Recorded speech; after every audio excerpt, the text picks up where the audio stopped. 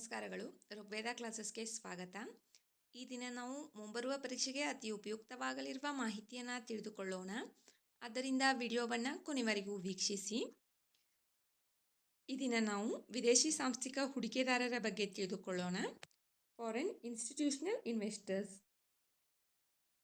ವಿದೇಶಿ ಸಾಂಸ್ಥಿಕ ಹೂಡಿಕೆದಾರರು 4 ತಿಂಗಳಲ್ಲಿ ಮೊದಲ ಬಾರಿಗೆ ಏಪ್ರಿಲ್ 2025ರಲ್ಲಿ ಭಾರತೀಯ ಷೇರುಗಳ ನಿವ್ವಳ ಖರೀದಿದಾರರಾಗಿದ್ದಾರೆ. ಆದ್ದರಿಂದ ವಿದೇಶಿ ಸಾಂಸ್ಥಿಕ ಹೂಡಿಕೆದಾರರು ಸುದ್ದಿಯಲ್ಲಿದೆ. ಇದರ ಬಗ್ಗೆ ಮಾಹಿತಿಯನ್ನು ತಿಳಿದುಕೊಳ್ಳೋಣ. ವಿದೇಶಿ ಸಾಂಸ್ಥಿಕ ಹೂಡಿಕೆದಾರರು ಅಂದರೆ ಏನು?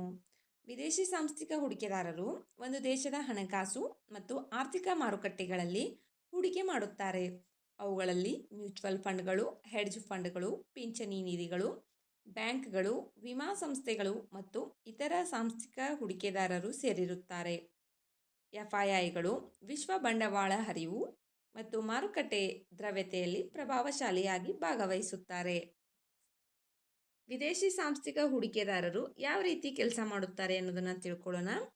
ಫಸ್ಟ್ ನೋಂದಣಿ ಮಾಡ್ಕೋಬೇಕು. ನೆಕ್ಸ್ಟ್ ಮಾರುಕಟ್ಟೆಯಲ್ಲಿ ಹೂಡಿಕೆ ಮಾಡಬೇಕು. ಬಂಡವಾಳದ ಒಳಹರಿವು ಮತ್ತು ಹೊರಹರಿವನ್ನು ಉತ್ತೇಜಿಸಬೇಕು.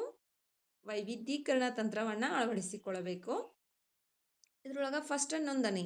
ದೇಶೀಯ ಮಾರುಕಟ್ಟೆಯಲ್ಲಿ ಹೂಡಿಕೆ ಮಾಡಲು ಎಫ್ಐಐಗಳು ಈ ಭಾರತದ ಆಡಳಿತ ಮಂಡಳಿಯಾದಂಥ ಸೇವೆಯಲ್ಲಿ ನೋಂದಾಯಿಸಿಕೊಳ್ಳಬೇಕು. ಮಾರುಕಟ್ಟೆಯಲ್ಲಿ ಹೂಡಿಕೆ. ಎಫ್ಐಐಗಳು ಲಾಭ ಗಳಿಸಲು ಇಕ್ವಿಟಿಗಳು, ಬಾಂಡ್ಗಳು, ಉತ್ಪನ್ನಗಳು ಮತ್ತು ಇತರ ಹಣಕಾಸು ಉತ್ಪನ್ನಗಳಲ್ಲಿ ಹೂಡಿಕೆ ಮಾಡುತ್ತವೆ. ಬಂಡವಾಳದ ಒಳಹರಿವು ಮತ್ತು ಹೊರಹರಿವು. ಎಫ್ಐಐಗಳು ವಿದೇಶಿ ಬಂಡವಾಳವನ್ನು ಒಂದು ರಾಷ್ಟ್ರಕ್ಕೆ ಹರಿಸುತ್ತವೆ. ಇದು ಮಾರುಕಟ್ಟೆ ಬೆಳವಣಿಗೆಯನ್ನು ಉತ್ತೇಜಿಸುತ್ತದೆ ಮತ್ತು ಅವರು ಹಿಂದೆ ಸರಿದಾಗ ಏರಿಳಿತಕ್ಕೆ ಕಾರಣವಾಗಬಹುದು. ವೈವಿಧ್ಯೀಕರಣ ತಂತ್ರ. ಅಪಾಯವನ್ನು ಕಡಿಮೆ ಮಾಡಲು ಮತ್ತು ಆದಾಯವನ್ನು ಹೆಚ್ಚಿಸಲು ಅವರು ವಿವಿಧ ರಾಷ್ಟ್ರಗಳಲ್ಲಿ ಹೂಡಿಕೆ ತಂತ್ರವನ್ನು ಅಳವಡಿಸಿಕೊಳ್ಳುತ್ತಾರೆ. ವಿದೇಶಿ ಸಾಂಸ್ಥಿಕ ಹೂಡಿಕೆದಾರರ ಅನುಕೂಲಗಳು. ಮಾರುಕಟ್ಟೆಯ ದ್ರವ್ಯತೆಯನ್ನು ಹೆಚ್ಚಿಸುತ್ತವೆ. ಎಫ್ಐಐಎಸ್ ಬೃಹತ್ ನಿಧಿಗಳ ಮೇಲೆ ಪರಿಣಾಮ ಬೀರುತ್ತವೆ. ಷೇರುಗಳ ಸುಲಭ ಖರೀದಿ ಮತ್ತು ಮಾರಾಟವನ್ನು ಸುಗಮಗೊಳಿಸುತ್ತವೆ. ಆರ್ಥಿಕ ಬೆಳವಣಿಗೆಯನ್ನು ಉತ್ತೇಜಿಸುತ್ತದೆ. ವಿದೇಶಿ ಹೂಡಿಕೆಯು ವ್ಯಾಪಾರ, ಅಭಿವೃದ್ಧಿ, ಮೂಲಸೌಕರ್ಯ ಮತ್ತು ಸಾಮಾನ್ಯ ಆರ್ಥಿಕ ಅಭಿವೃದ್ಧಿಯ ಹರಿವನ್ನು ಸಕ್ರಿಯಗೊಳಿಸುತ್ತದೆ. ಕಾರ್ಪೊರೇಟ್ ಆಡಳಿತವನ್ನು ಪ್ರೋತ್ಸಾಹಿಸುತ್ತದೆ. ಎಫ್ಐಐಗಳು ಉತ್ತಮ ಮತ್ತು ಪಾರದರ್ಶಕ ಸಂಸ್ಥೆಗಳಲ್ಲಿ ಆರ್ಥಿಕವಾಗಿ ಹೂಡಿಕೆ ಮಾಡುತ್ತವೆ. ಮಾರುಕಟ್ಟೆ ಗುಣಮಟ್ಟವನ್ನು ಹೆಚ್ಚಿಸುತ್ತವೆ. ಮಾರುಕಟ್ಟೆ ಸ್ಥಿರತೆಯನ್ನು ಹೆಚ್ಚಿಸುತ್ತವೆ. ದೀರ್ಘಕಾಲೀನ ಎಫ್ಐಐಗಳು ಮಾರುಕಟ್ಟೆ ವಿಸ್ತರಣೆ ಮತ್ತು ಸ್ಥಿರತೆಯನ್ನು ಹೆಚ್ಚಿಸುತ್ತವೆ. ಕರೆನ್ಸಿಯನ್ನು ಬಲಪಡಿಸುತ್ತವೆ. ವಿದೇಶಿ ಬಂಡವಾಳದ ಹರಿವುಗಳು ಬೇಡಿಕೆಯನ್ನು ಹೆಚ್ಚಿಸುವ ಮೂಲಕ ದೇಶೀಯ ಕರೆನ್ಸಿಯನ್ನು ಬಲಪಡಿಸಲು ಕೊಡುಗೆ ನೀಡುತ್ತವೆ.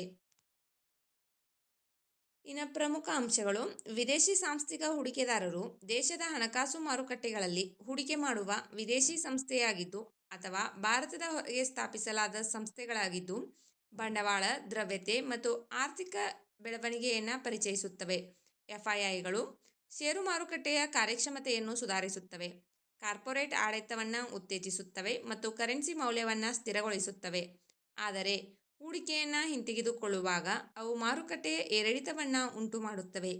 ಇವು ವಿದೇಶಿ ಬಂಡವಾಳ ಹೂಡಿಕೆದಾರರ ಉಪವಿಭಾಗಗಳಾಗಿರುತ್ತವೆ. ಎಫ್ಪಿಐ ಫಾರಿನ್ ಪೋರ್ಟ್ಫೋಲಿಯೋ ಇನ್ವೆಸ್ಟರ್ಸ್.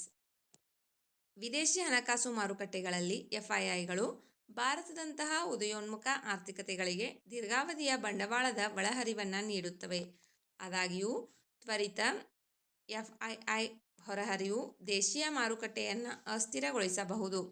ಇದರಿಂದಾಗಿ ನಿಯಂತ್ರಕ ಮೇಲ್ವಿಚಾರಣೆ ನಿರ್ಣಾಯಕವಾಗುತ್ತದೆ.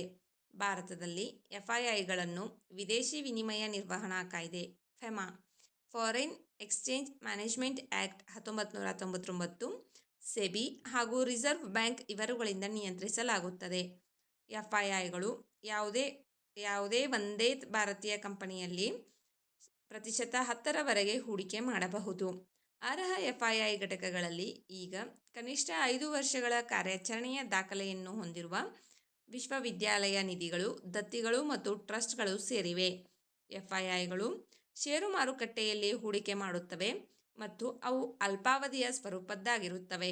ಆದರೆ ಎಫ್ಡಿಐ ಫಾರಿನ್ ಡೈರೆಕ್ಟ್ ಇನ್ವೆಸ್ಟ್ಮೆಂಟ್ ಕಾರ್ಖಾನೆಗಳು ಮತ್ತು ಮೂಲಸೌಕರ್ಯದಂತಹ ಭೌತಿಕ ಸ್ವತ್ತುಗಳಲ್ಲಿ ದೀರ್ಘಾವಧಿಯ ಹೂಡಿಕೆಗಳನ್ನು ಒಳಗೊಂಡಿರುತ್ತದೆ. ವಿಡಿಯೋ ನೋಡಿದ್ದಕ್ಕಾಗಿ ಧನ್ಯವಾದಗಳು. ವಿಡಿಯೋದಲ್ಲಿರುವ ಮಾಹಿತಿ ಉಪಯುಕ್ತವೆನಿಸಿದರೆ ವಿಡಿಯೋಗೆ ಒಂದು ಲೈಕ್ ಮಾಡಿ. ಮತ್ತಷ್ಟು ಮಾಹಿತಿಗಾಗಿ ನಮ್ಮ ಚಾನಲ್ನಲ್ಲಿರುವ ವಿಡಿಯೋಗಳನ್ನು ವೀಕ್ಷಿಸಿ. ಮುಂಬರುವ ವಿಡಿಯೋಗಳು ಮತ್ತು ಮಾಹಿತಿಗಾಗಿ ನಮ್ಮ ಚಾನಲನ್ನು ಉಚಿತವಾಗಿ ಸಬ್ಸ್ಕ್ರೈಬ್ ಮಾಡಿಕೊಳ್ಳಿ. ನಿಮ್ಮ ಸ್ನೇಹಿತರೊಂದಿಗೆ ಹಂಚಿಕೊಳ್ಳಿ. Thank you.